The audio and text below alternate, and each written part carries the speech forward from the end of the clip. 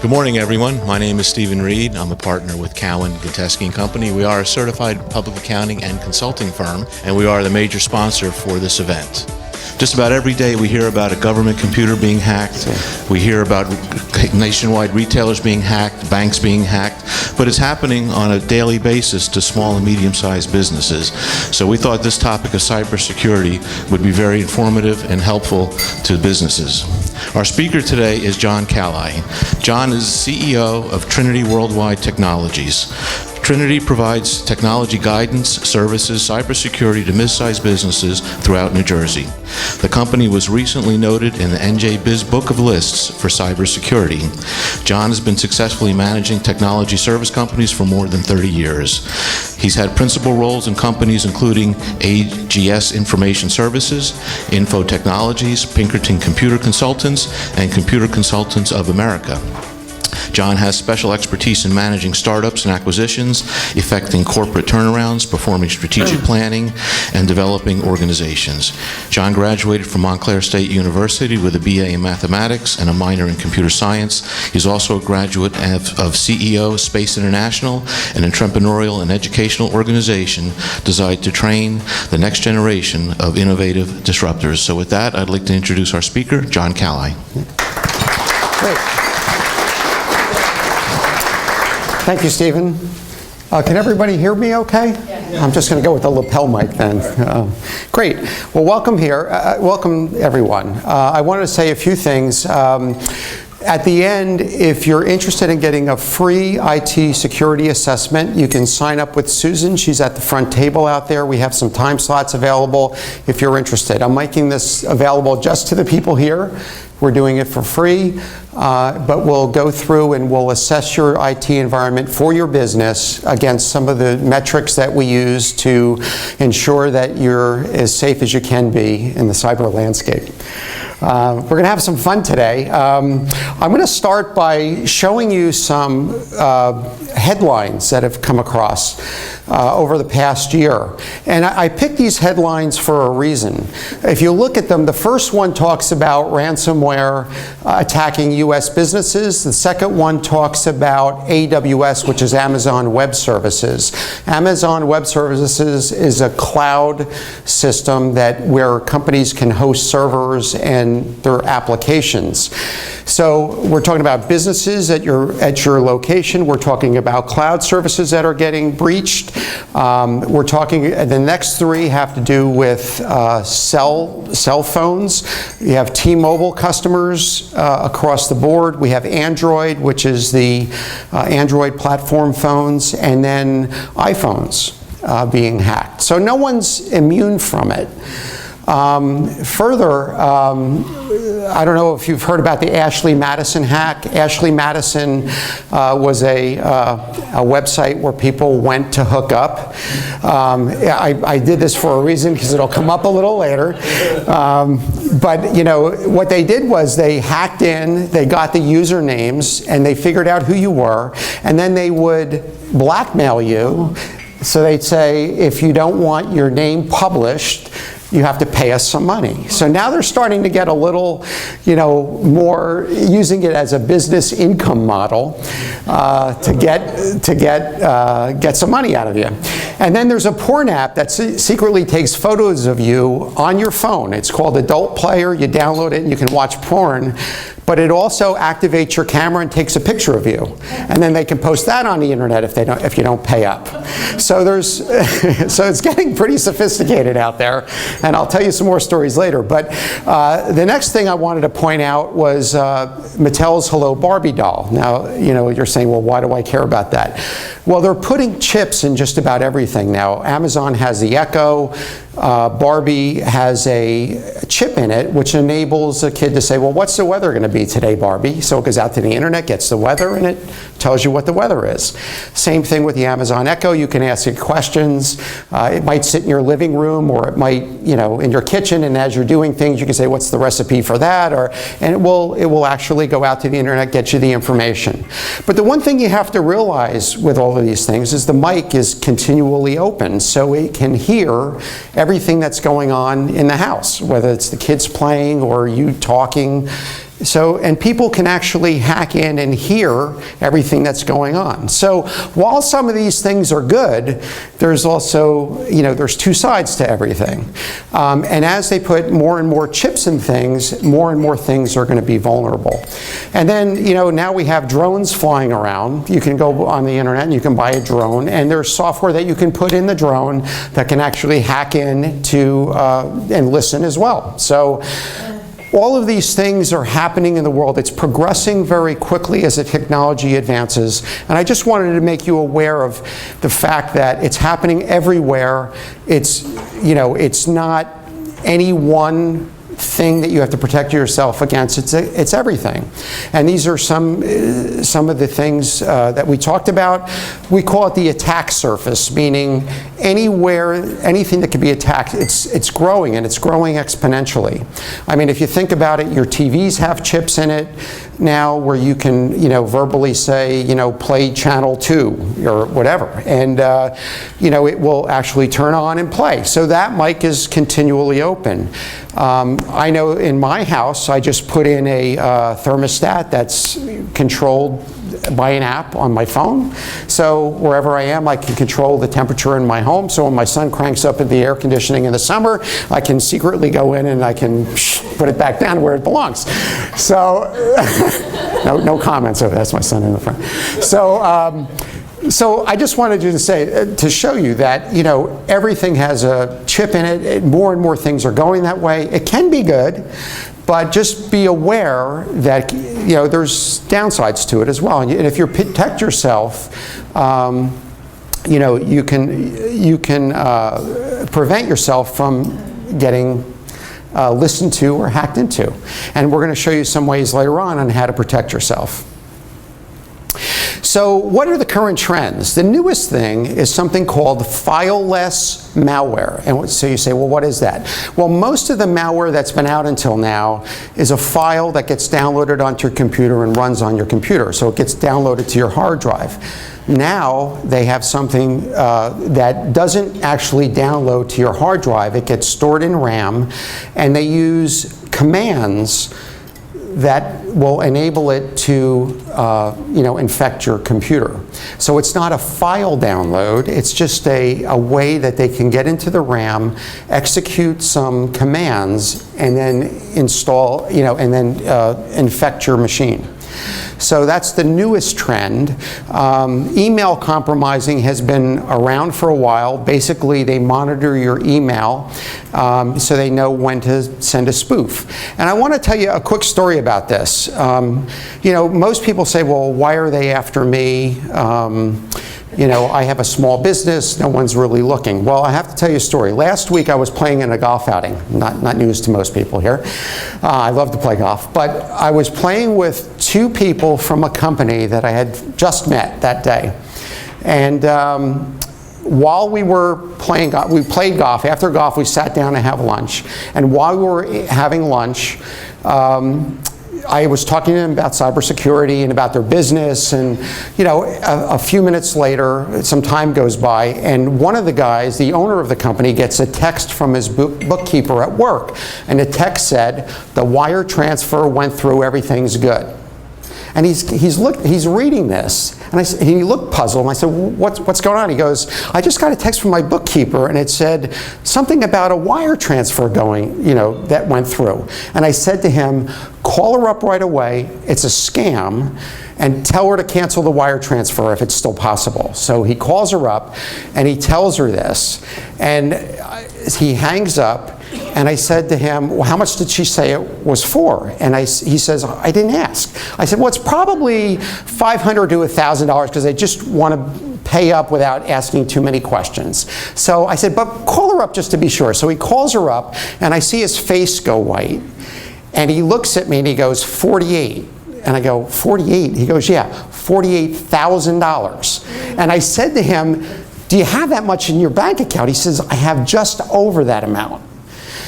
So he asks, and talking with the accounting person, he said to her, why did you do the wire transfer? She said, well, I got an email from you that said, please pay this invoice by wire transfer. I need it done immediately. She replied to the email and said, you know, I really feel uncomfortable about doing it. I really want to talk to you. And he said, I'm really busy right now, just do it. That was the reply. Of course, he didn't write it. Whoever spoofed his email address got the reply. So when he found out it was $48,000, it turned out that his banker was also playing in the outing, his commercial loan officer. He goes, oh, I said, go talk to him, see if there's anything he can do, because while she's working her angle, maybe there's something he can do. Well, what he did was he was able, you know, so the banker told him to, you know, see if they can stop it at the Federal Reserve. So they actually were, I didn't find this out that day, but the next morning I said, how did it turn out? He said they were able to stop it in the nick of time. So they just barely were able to stop it. I mean, that could put a company out of business. It really could. That was all the money he had in his bank account. So, you know, they're very good at social engineering, understanding. I mean, I don't know how many of you are in the mortgage or title agency business, but you know, there's wire transfers going on all the time. And you know, when you go to do a wire transfer, you might get an email and say, well, wait, don't do that wire transfer now. At this place, I want you to send it to a different place. That's someone monitoring email, and they want you to wire money directly to them. So be very skeptical and very careful about what you're doing. Another one is traffic tickets, which is kind of interesting because they can monitor the GPS in your phone and know what roads you've been traveling on. So the next day you might get a speeding ticket that says, hey, you were driving down 287 yesterday and we caught you in a speed trap, pay the ticket. Sounds legitimate, you know you were on 287, but it's a scam. So you really have to be careful. You know, just treat everything very skeptically, make phone calls, talk to people live, don't take anything you get in email as gospel. And then the third part is ransomware, which is really the wave of the future. And the reason is it's really the new criminal business model.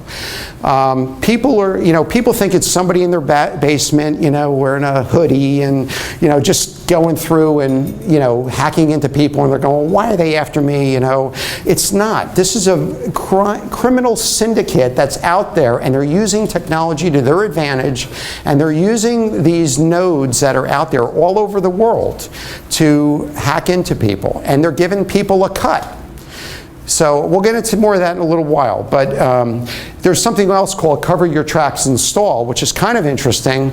If you're a corporate, doing some corporate espionage, what you do is after you go in and you access all the files you want to access, then you infect them with a ransomware, and that kind of covers your track so that they're more focused on that than they are on stuff you're stealing. So there's, you know, I know nobody in here would do it, but, you know, this is what they're using ransomware for.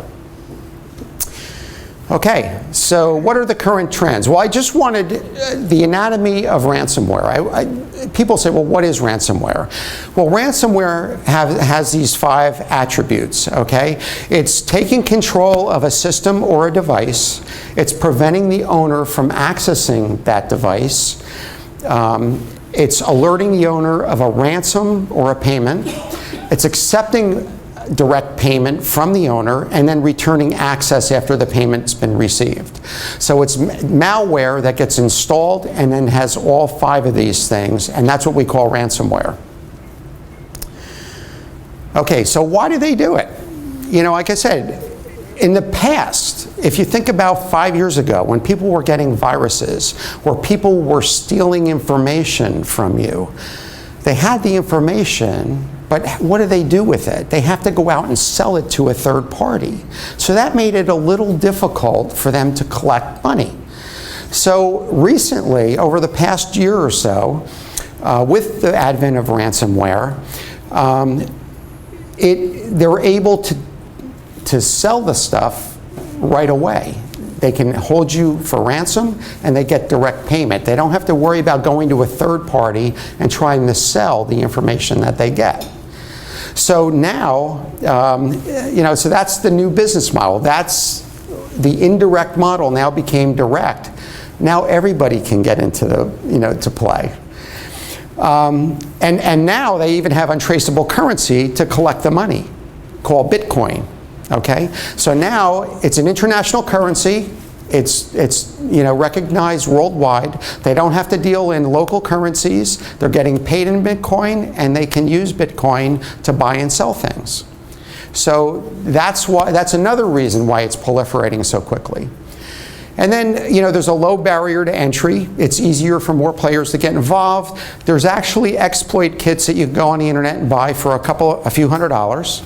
And so you buy a kit, now you're in business. Now you can go out and start collecting money from people. So this is really, a business model that's growing quickly, and that's why you see so many people right now getting infected with different kinds of viruses and ransomware. And then there's state-sponsored spying. So now you take a third world country that has very little employment. They set up an internet cafe, and no one's going to stop them, because now they're bringing money into the local economy, and they're spending it in the stores and things in the, that are in their neighborhood. So why would they want to stop that? It's bringing commerce and it's bringing money into their local economy. So they're not interested in stopping it. And then there's just the sport notoriety and challenge of doing it. Some people just like to wreak havoc, and that's why they're going to do it. So why not make money at the same time?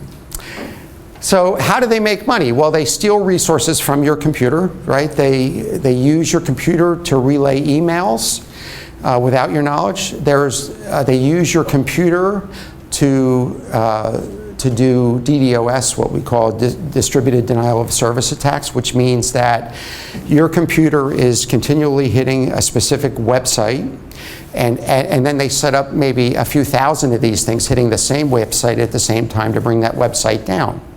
And you'll see there, from time to time, you'll see, news items that a certain website went down for a few hours. This is why. For some reason, these hackers are targeting a specific website. They're using everybody's computers that are available to target it and bring that website down, or that system down. They use it for file storage, where they can store files. They use it for domain name service, which is DNS. Domain name service, they use your DNS as part of what they do, and then command and control your systems. So all of these things, so resource theft is a big reason how they make money and how they use it.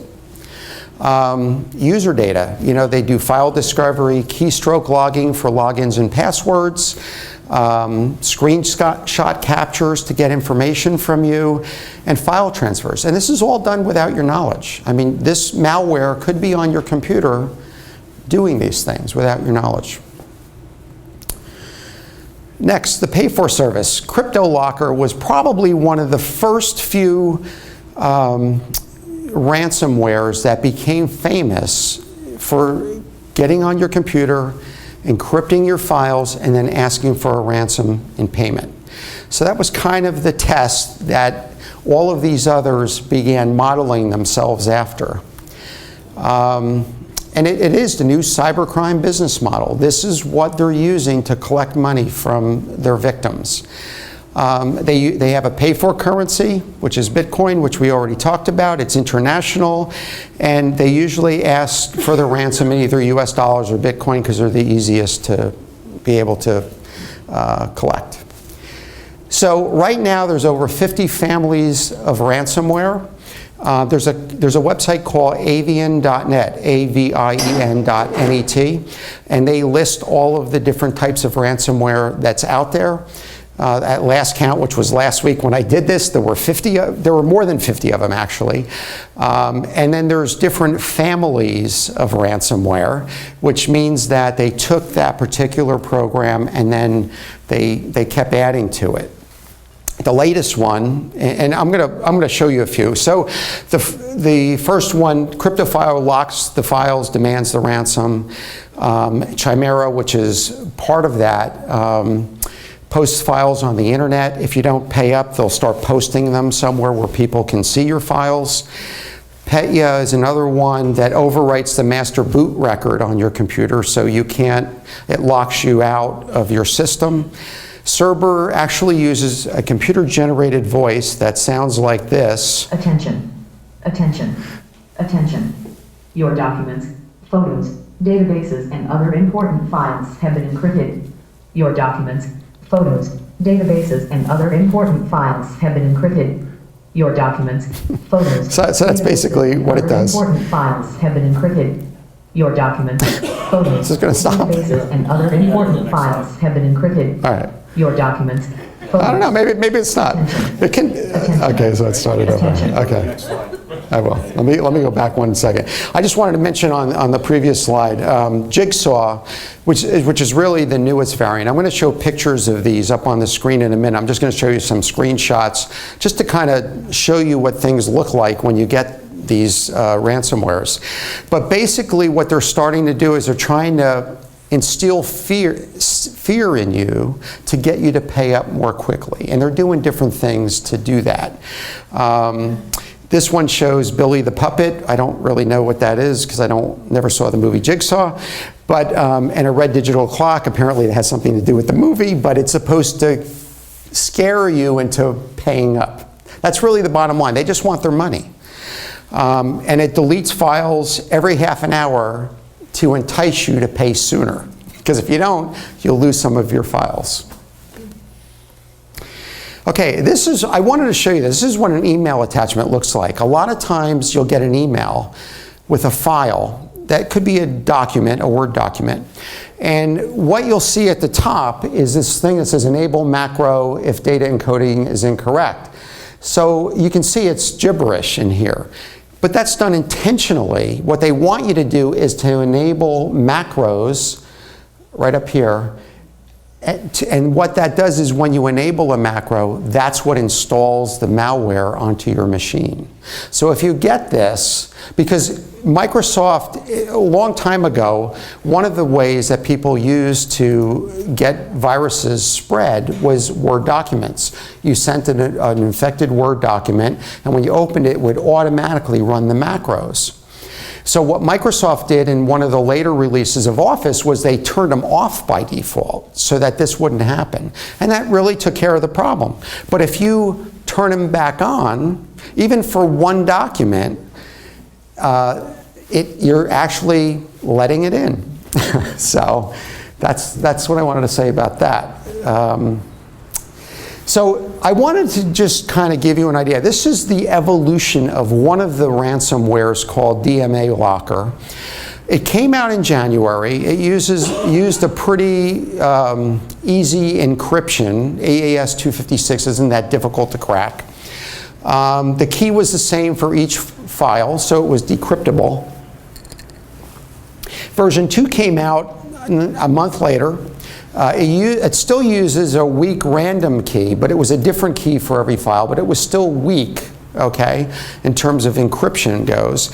And then in version 3 that came out just a couple of weeks later, there was actually a bug in the version 2 because it made it easily decryptable once you figured out what it was, and there were tools to do that. They fixed it so it was not decryptable. And then not even a few months later, they made the key a lot more difficult because now there's a pair, there's two pair, and if one doesn't match the other, it won't decrypt the files. So even if you could figure out what the code was, if you didn't have the other code, you weren't able to decrypt the file. So they're making it more difficult. This stuff is really evolving very quickly. And so let me just show you, this is what that particular one looks like. It just says, it kind of gives you information. It says all your personal files are locked. It tells you what's happening. It tells you how to pay. It's very informational. So, and again, the idea is they just want their money, and any way they can get it, they're going to do it. And I'm going to show you just a couple more screens. This was the original crypto locker, and this is the same thing. And the one thing you'll notice is there's actually a frequently asked questions page. So they're very customer service oriented. and they're, they'll even decrypt one file for free so that they can prove that they can do it and that you're going to get your files decrypted if you pay. And there's even support. If you're having problems, you click on the button and you'll get tech support to help you go through and buy the Bitcoin so that you can pay their ransom. I mean, it's really is truly a business model. This is not, they're not fooling around with this. They just want their money, and that's the bottom line. I said it has better response than many commercial software companies, and they do, because they're standing by. And actually, one of them, I'm going to show you the screen in a second. I read this morning that they now have open chat sessions where you can actually click and someone will talk you through it live. So they're getting very good with this stuff. This is the Locky ransomware, which was the next biggest one after Crypto Wall. This is just what the screen looks like pretty much. There are different demands, ransom demands by Locky at different times. So sometimes it might be one amount, sometimes it will be another amount. They really do it on your ability to pay, or what they perceive your ability to pay is. And by that I mean, if you're a small business and they realize that you don't have a lot, they may not ask you for as much because they want payment. But if you're a university, which I just read this week, one of the universities got hacked, they demanded $14,000. Some hospitals get hacked, it might be higher. So they're really, they're getting very good at determining what they're going to charge for these things, just based on what files they're finding and what they're seeing when they hack in. Here's another one. This is Locky. It sets your wallpaper to make sure you know what to do next, so it gives you instructions on what you're going to do.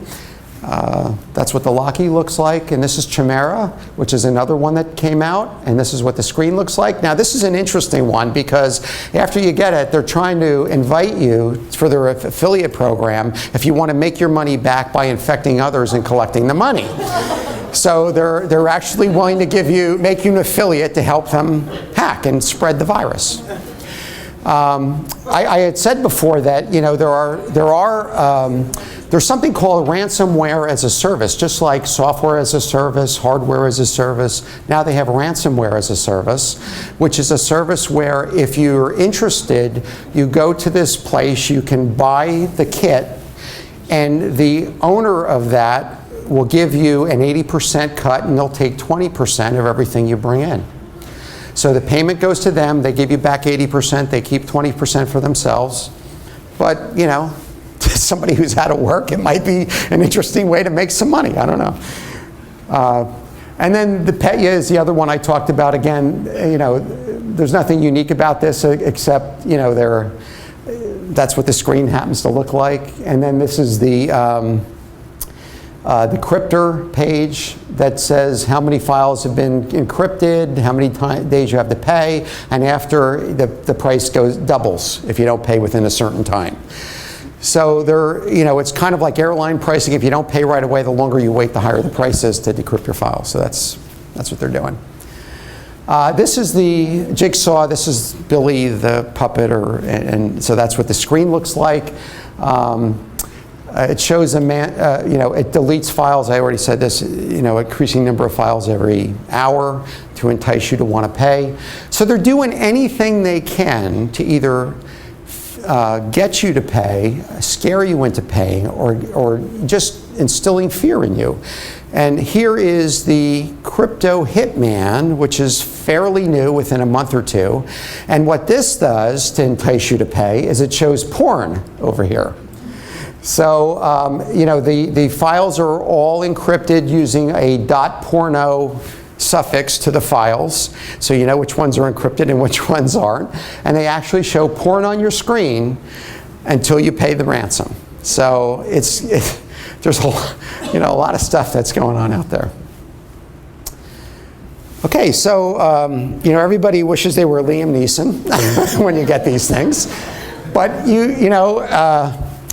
you can't always, where do you find these people? They're all over the world. There's nowhere to find them. It's very difficult. So why haven't they stopped it? Like I said, they're initiated overseas in safe havens where they're being protected by local authorities. The local governments are paid off to protect the criminals. Hey, look, if they're getting a cut, they're going to let the people use their internet cafe to spread this stuff. Cybercrime is an enterprise, and maybe and possibly a large employer in economically depressed areas. And it has an international footprint that masks their location and identities. Like I said, they're using technology to its fullest to be able to protect themselves, to be able and make it hard for people to find them. And when they do find them, the controller of that noded network can disassociate themselves from them so they can't trace it back. So they're getting very sophisticated in the technology that they're using. So what can you do to fight back? Okay, this is the good part. You can get rid of any of the old PCs and servers you have running unsupported operating systems, and the reason is because you want security patches. You always want the latest security patches, and you want the security patches as quickly as you can get them, because from the time something's discovered in the wild, meaning there's no antidotes for them yet, antivirus companies, anti-malware companies, and the people like Microsoft and Apple are writing things to help protect you from these things. So you want to update all the operating systems. You want to keep your systems fully patched, which means it could be all your software. You always want the latest releases of everything, especially if you still have Adobe or Flash, because Flash is one way that they can still exploit and get into your machines. Using the most current business-grade antivirus and active anti-malware programs. But you have to realize, having antivirus and anti-malware only stops 30 to 40% of the bad things that are out there. It doesn't stop all of them. That's important to know. And I'll tell you about that in a second. Get anti-spam and antivirus filters for incoming and outgoing email. It's important to have the filters because a lot of times they'll block the attachments that will infect you. So I have a little video to play.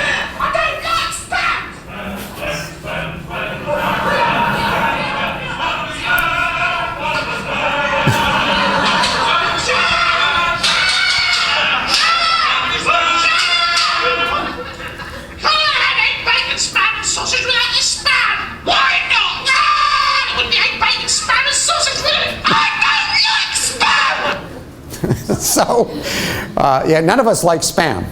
We've been testing email filters for our clients over the past 3-4 months.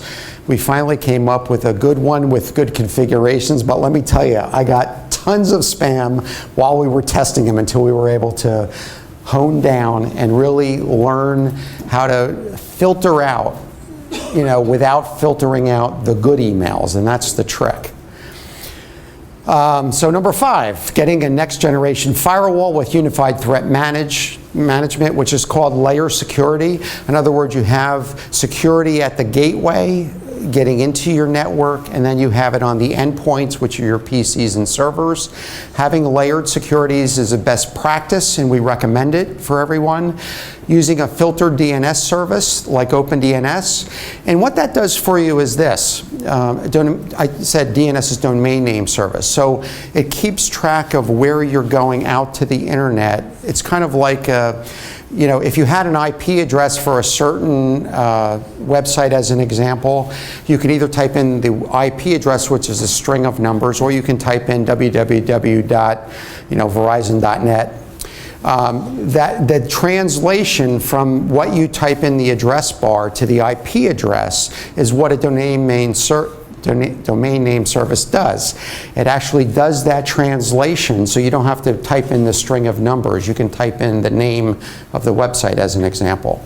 So if you have one that filters and filters well, it won't allow you to go to known websites that contain bad things.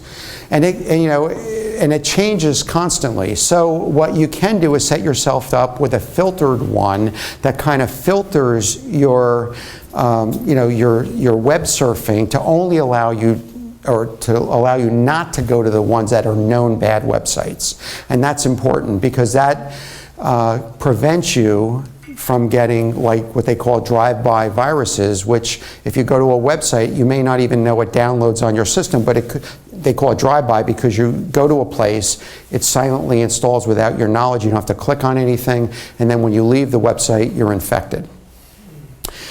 It also prevents, like with ransomware, if you get ransomware on your system, it has to go out to the internet to actually get some files to do the encryption. If a good filtered DNS service won't let you go to that website, so it will stop the ransomware from being able to go out to a specific known website where it could happen. I'm not saying it happens in every case, but it betters your chances of getting infected. The other thing is having your systems and network monitored and regularly review network health reports. So we do this with our clients that are on our service where we monitor. And that's important because when I don't know if you remember in the beginning of this, I was talking about the new current trend, fileless malware. Well, this is the only way you can really pick up fileless malware is by monitoring your systems. So it's important to be monitored. It also picks up things like, where people are going to, just general monitoring of your system, so you know if there are unusual number of login attempts to your server. Just a variety of things that we check for and we get alerted for when these things happen. Create and implement effective daily backups. Now, a good backup is one way that you can prevent ransomware from affecting you. If you don't have a large number of machines, let's just say you had 10 machines, and one machine gets infected with malware or ransomware, one thing you have to know is it does propagate throughout the network. It follows whatever you're connected to on your network, and it will start infecting other machines. However, if you have good daily backups of all the machines, if you catch it early enough, you're able to take the backup and overwrite that machine. So you overwrite the files that are encrypted and you get your files back. The problem is if you have a place that has 200 PCs, it's a lot harder to do that. So it only works in very small installations where you have entire image backups of every workstation and the server. Number 9, create a culture of cybersecurity, educate and train. I said before that antiviruses and anti-malware only picks up about 30 to 40%. The other 60% is from what I call the human firewall. It's the person sitting behind the keyboard. If you train your users well and get them to really be very astute at spotting all of these things I talk about, in viruses, spyware, emails that come in with links, if you get them to really understand and be skeptical about it, it greatly improves your chances from getting infected. So that's an important one. And I put it as number 9, but really, I think that's probably number 1. So if you have all of these technology things in place, the other thing you have to do is educate and train your employees. That's really, really important. And then lastly, enforcing strict password policies. It seems pretty comical, but I want to show you 2 slides. This is the next one. This is the Ashley Madison hack. Out of 11.7 million passwords, and this is July of last year, almost a year, here are the top 10 passwords out of everybody who had a login there. Pretty simple. 1, 2, 3, 4, 5, 6. Okay, 6. It's number 1. But they're all, pretty simple to figure out. I don't know how many people in here have any of these, but if you do, change it. So a year later, or nearly a year later, last beginning of May, I believe this was, May of 2016, which is a month ago. Here are the top 20 from the LinkedIn breach that they just found. Not much different. So you can see, yeah, there's a few little ones here like Princess, probably the name of a dog, people's names, you know, anything like this, get rid of. You don't want it to be anything that is a word that would be in the dictionary. You really want to introduce some characters, special characters, capital letters, numbers. Now, people say, well, how do I remember all these passwords? Because they're really, what you want to do is you want to have a separate password for every site you're on. You're going to say, I cannot remember all that. Well, there are password managers to help, and we'll go through that in a minute. But you know, it's really important that you have a strict password policy for your company and people change it regularly. So people say, well, how often do you change it and how large does it have to be? Well, the current thinking is this. If you have an 8-character password, you really need to change it, and it's fairly complex. You really need to change it about once a month or up to once every 3 months. If you have a 12-character password, you're talking about every 3 to 6 months, and if you have a 16-character password, you're probably good for about a year. And you're saying to yourself, well, how do I ever remember a 16-character password? Well, the thing to do is make it a phrase instead of a word. It's a lot easier to remember a phrase, and then you have to introduce the special characters, capital letters, and numbers into the phrase. That's the best way, and don't make any of them an English word. So you can, I mean, the words can be in English, but then when you put the letters, numbers, and special characters, none of them turn out to be English language.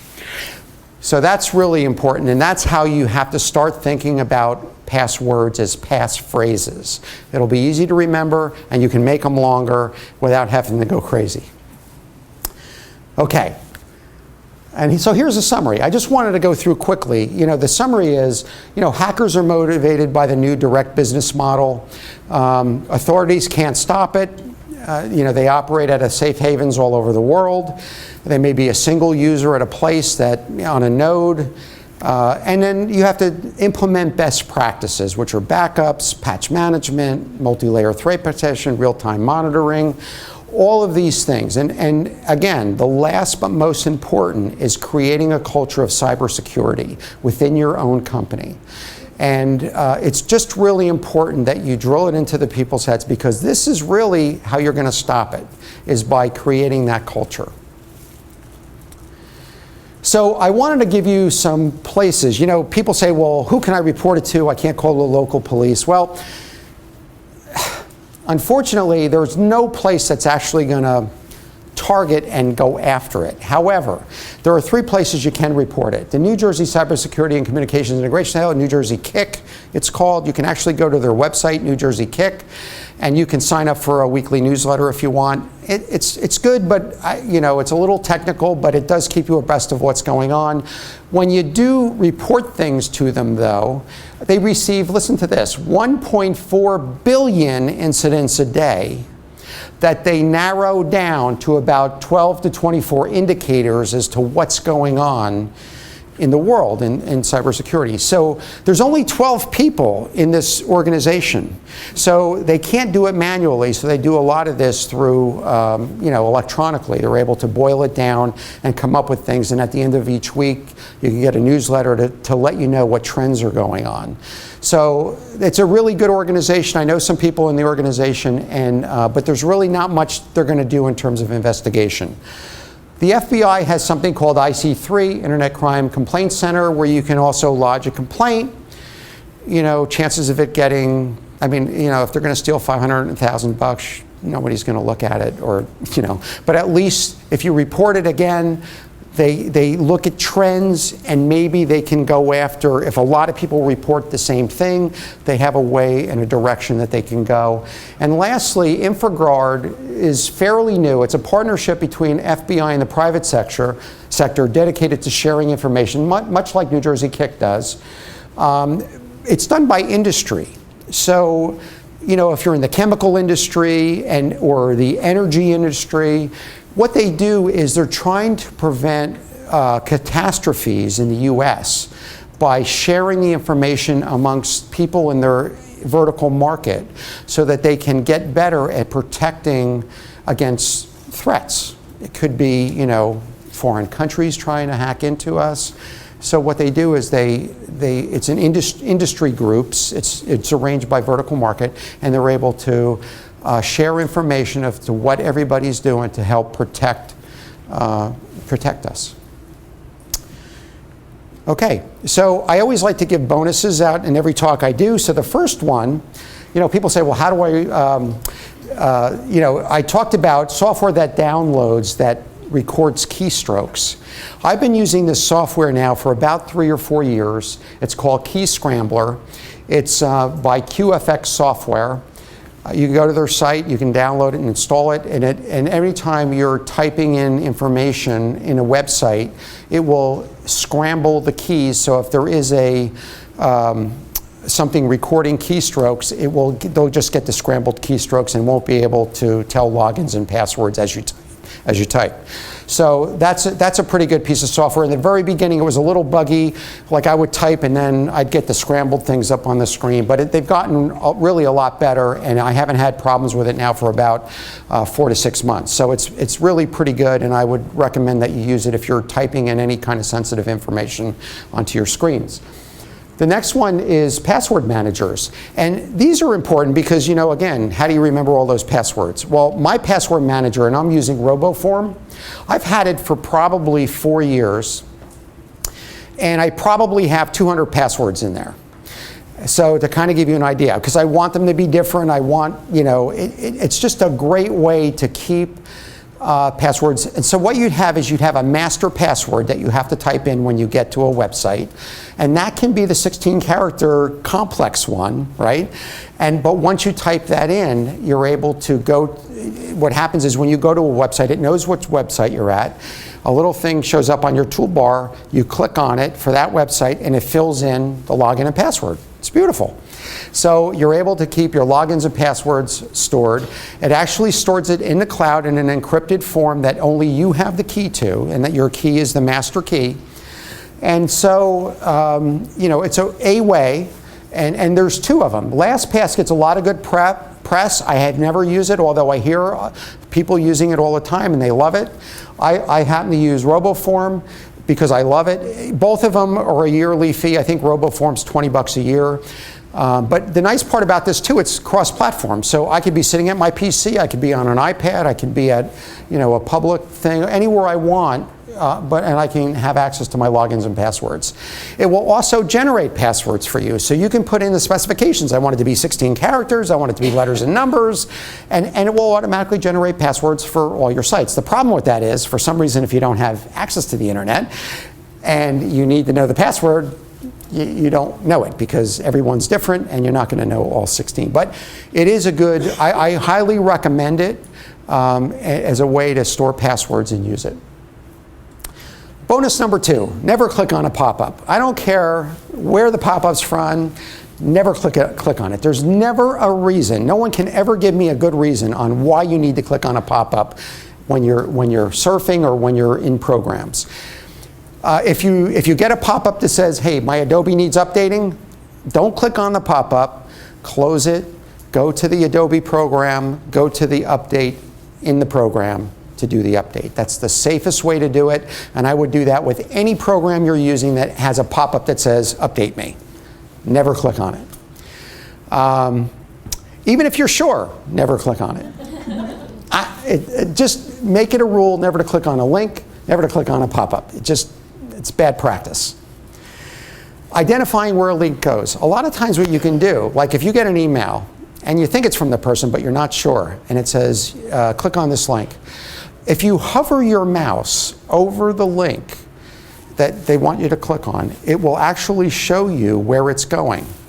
And that string of characters might look, it could be very long, a lot of times it is, but the thing to note is it might say www.ups.com, but it's not the first one that counts, it's the last one that counts. So while it may look good as you hover over, it's the last one in the string is where it's going. So just be sure that you can see the whole thing before you click on it, if you do. And I'd rather you not click on a link, but just know that that's how you can tell. Bonus number 4, and I think this is the last one. Identifying what ransomware you have. There's actually a link you can go to, and I'll give you these bonuses. Anyone who attends today, I'll email them out so you have it, and I'll also email out kind of a summary of the talk. It won't be every slide, but it'll be a summary. This will tell you what ransomware you have, possibly if there's an antidote, and it will. You can upload an encrypted file, and it will tell you about what you have. So what good is that? Well, it may or may not be able to decrypt it. At least you'll know what it is, and if you have an IT team within, they'll know what to look for and where to go to find out what you do have. And it will give them all the attributes, and they'll know pretty much whether or not you have to pay the ransom or whether there's a way you can get your files back without doing it.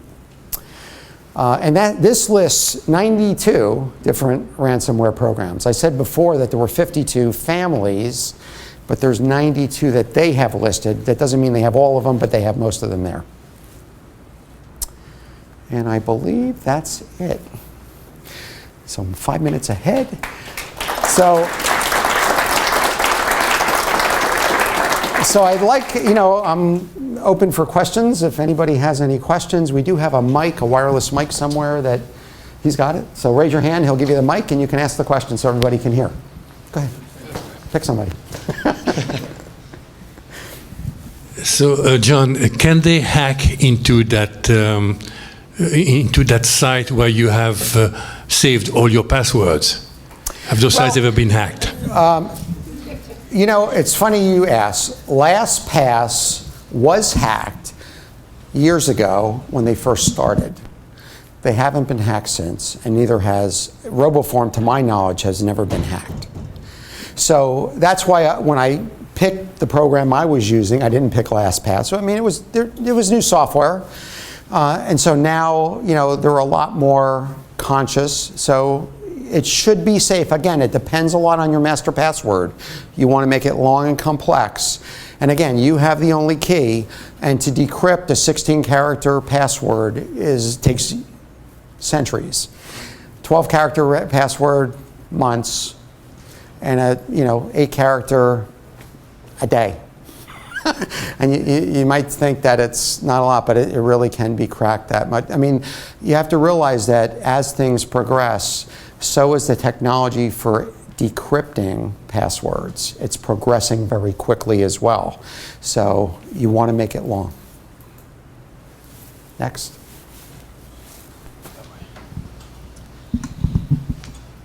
Thank you, John. It was a great presentation. Thanks. Wanted to ask a question about checking accounts that people can get into.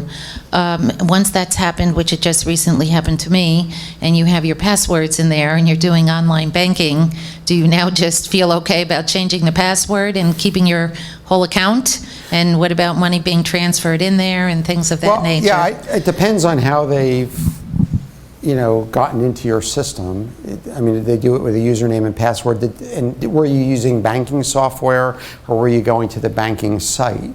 I was going to the online banking and putting my own password in there. Yeah, did you get there from a link that was provided, or did you type in the... I typed it in. Yeah. I would work with your bank on that one. It's hard to know how they were able to get it. I recommend if you're going to do banking on your phone or on a tablet, use the downloadable app for that bank that you get from the Apple Store or the Google Play or wherever you're getting it from. Don't go other places to get it. Always stick within those approved places to get apps, because if you start going out to the web and finding apps at different places, you don't know what you're going to end up with. And that's where the bad people go, and they post these apps for you to download and install. You really want to stick. They do, Apple is very thorough at checking what the apps get posted on their web, as do Android. They're pretty good at checking before they post. Thank you. Yeah. Sorry, I wish I could help you more. Go ahead, Mike. I can be loud. Okay, go ahead. Can you comment on using things like Dropbox, Google Sure. Drive, or Box file backup? Yeah, again, you know, they're password protected if you have a complex password. You know, and it depends if you have the free version or the business version. I recommend the business version in every case because you have to realize when you have Dropbox, you have, you know, you have it locally stored on your PC. You have a copy up in the cloud of what you have there, right? So in most business versions of this software, it's encrypted on your PC. It's encrypted in the cloud, and in transit, meaning going from here to there, is encrypted. The free versions, maybe not. Depends on what you're using. So you always want to make sure, again, long passwords, very complex, and you should be okay. Did that answer your question? Yeah, some of them have a feature where you can roll back to a previous version. Yep. Is that helpful? Yeah, absolutely. Absolutely, yeah, it is. Sometimes you can do that with encrypted files, sometimes you can't. It depends on how long. Again, the key is catching these things quickly, because the quicker you catch them, the more chance you have of recovering without too much of a problem. And that not only goes for ransomware, that goes for viruses and spyware as well. The longer that it sits, the harder it is. And let's just say you've had, I mean, we've had people call us up, well, this has been going on for a week now. Well, why did you wait for a week to call us? Because now you have a week's worth of backups that are now encrypted, because you're backing up encrypted files and you're overwriting what was there. And it just becomes a nightmare. And you know, you might be in a case where you have to pay the ransom. And you know, you really want to prevent that as much as you can. So as quick is the key, and you know, you really you want to use those long passwords and buy the business grade of any of those services that you want to use. You're familiar with Dashlane? Yes. And what are your thoughts on that compared to the other two? You know, I'm not that familiar. I've never tested it. I've never used it, so I don't know. I mean, it gets some good reviews, so Because I've been you know. using that, and I just didn't know. I'm very happy with it. Yep. But I didn't know in comparison to the ones that you suggested whether that was. Yeah. Well, the two here, the one that I was recommending before, they usually get ranked in the top 2 or 3. So, you know, Dashlane also gets some good press. The thing I would do is just, you know, even Google it and say, you know, Dashlane breaches. See where it is. You know, unfortunately, this landscape gets changed every day. You know, and you'll see, even with antivirus programs, you know, one will be at the top, next month it's not at the top. The next, something else will be. And they switch positions. And the only reason for that is, you know, it's how quickly they can get something out there that will protect you against whatever the newest thing is. So it depends on when they do the test. You know, is one already written and the other one isn't? And so they fluctuate. But you always want one in the top 3 or top 5, because you know that they're on top of it. But for that particular month, they might not be number 1. So you always want to pick the ones that are up there. I'm sorry. Go ahead, Suzanne. Hi, John. Thank you. It was a great presentation. But for a small business owner like myself, Yep. all this is much too complicated. I can't spend my whole life going to all these different sites, downloading it and stuff, remember the password and changing it constantly. So in your business, I know you deal mostly with larger companies. So for Yes. somebody that's under 10 PCs, a Right. couple of PCs, you know, a small business owner, what would you recommend? A couple of times a year? Is it something that your company would do a couple of times a year? Go into the PCs, fix them all, check them all, install the software, Yeah, you know, and do that? Is to that tell you the something truth, we did have a couple of QuickBooks Pro advisors that have, you know, 1 or 2 or 3 PCs within their company, but they had important information, and they paid us to monitor and maintain their systems monthly. It's not very much money. It's very reasonable, actually. And it's for peace of mind, it's good, because we want to make sure that backups are set up properly. We want to make sure that you have a good, you know, firewall in place. We want to make sure you never click on a pop-up, because again, it's the users that let in most of this stuff. So we want, you know, technology-wise, you to be set up with the best antivirus, active anti-malware. And by active, I mean it's constantly scanning. Malwarebytes has a pay-for version and a free version. The free version basically tells you after you get infected. The pay-for version scans it so you don't get infected. So, so you want to, again, you've got to pay, and it's not a lot of money. It's like $25 a year, but it's well worth it. Because if you ever get infected, think about the lost productivity, and it's just impossible especially when you're a small company, because your business is your data that's on your PC. And we try to protect everyone from that. Thank you. Yeah. Go ahead.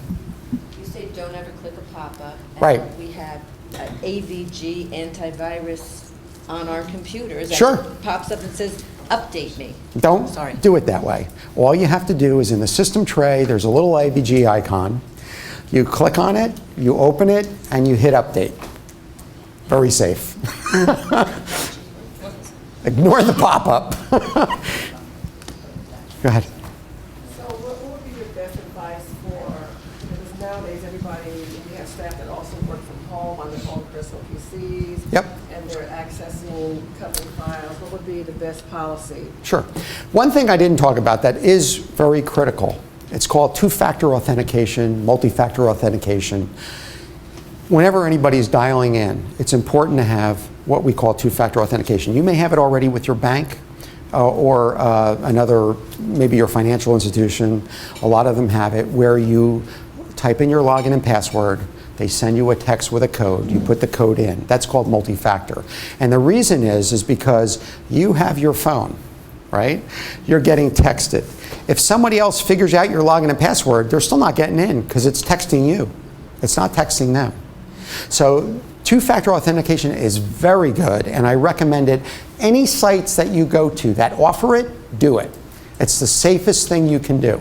And if you have people dialing in like that, there is software out there that we can install for you that will create that multi-factor authentication so that if you're just logging into your server remotely, again, it'll ring back their phone or, that they have to get in. They have to do something. If you have one of those situations that people wire out money to Russia or wherever it is, would the FBI get involved? Who's responsible at that point? The person who initiated the wire? When you say responsible, what do you mean? Are you going to fire? No, I know. There's once it's wired, it's wired. Right. That's why if this guy last week didn't catch it in time, it was gone. And they aren't going to be able to trace it. Because it not only goes to one place, it goes to a few places before it settles, and you can't trace this stuff. Because as soon as it's one bank account, it's going to be drained, it's going somewhere else, it's going to be drained, it's going somewhere else. Right. No one's going to do that, even for $50,000. Right, so basically the company who initiated that wire They're out the money. would be held responsible. Yeah. Right. I don't know, I know we have an insurance person, maybe two in the room, that they do sell cyber liability. Yeah, so I don't know if that protects you. You have to look at the terms of the policy, but I'd recommend cyber liability policy for businesses that do a lot of wire transfers, do things to help protect your business, because it's a real threat. And if you think about the lost productivities, it could really put you out of business. It really can. So I would seriously consider that. Just one more question. Yep. On Windows 10, what is the best backup for on your wireless for backing up every day, daily? Is there one program that's recommended over another backup? You mean like a cloud backup? Is that what you mean? Right. Sometimes it's been external. In the past, Yeah. people have had external. Well, external backups is good, and I recommend external backups whether or not you back up to the cloud. Because if you have an external drive or a NAS drive or something on site, that's always key, especially for recovering from when you have a large installation. It's key for recovering the data. If you're a single user or 2 or 3 users, you can back up to a cloud. There are some good ones out there. Just use one that has a pay-for service.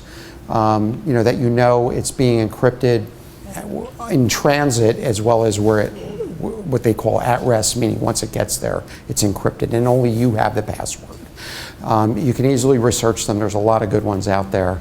So that's what I would do. Yep.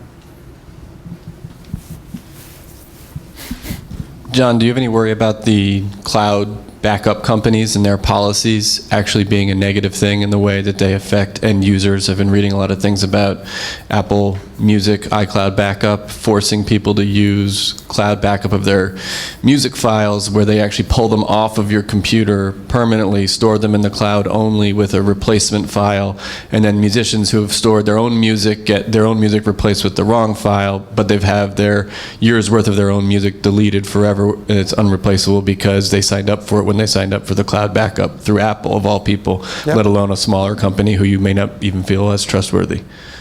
So what was your question? Do you have any worry? Like I would want my firm to move to cloud backup until I read things like that and know that they're backing up my files, but that they may not be backing them up correctly. And now the company I hired to protect me from a type of cybercrime is actually committing it against me through the backup process. Sure. You know, it's a good question. And what I would recommend, you know, a lot of these backup companies have terms and conditions that nobody reads. You really have to go through them and understand what they're doing. As an example, Google has the right to go through your files and collect data. You know, so you have to understand the terms and conditions, especially for business data.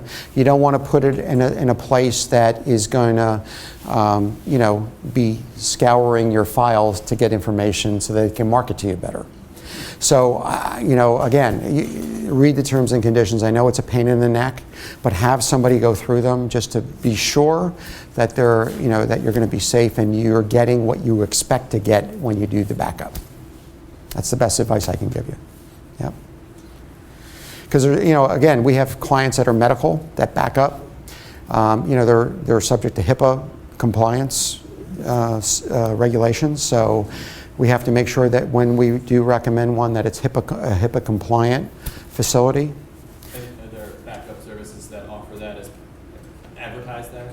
They do. They'll let you know if they're HIPAA compliant when you do it, because they want the business, right? So they're going to let people know that. Same thing for financial services. They're going to let you know if they meet the government regulations for that particular industry. So, yes.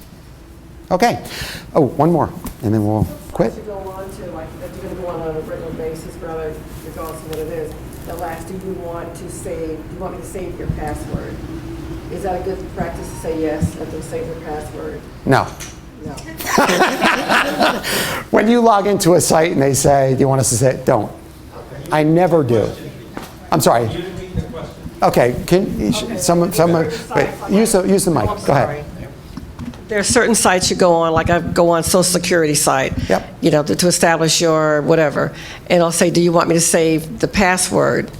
So this way you can just go on. Right. Is that a good practice or not? Even at it's really convenient. I would love to be able to do that, but I would never do that ever. Never do that. Okay, never let a site save your password. Yes, okay. Because you have to realize that the passwords are stored locally on your hard drive.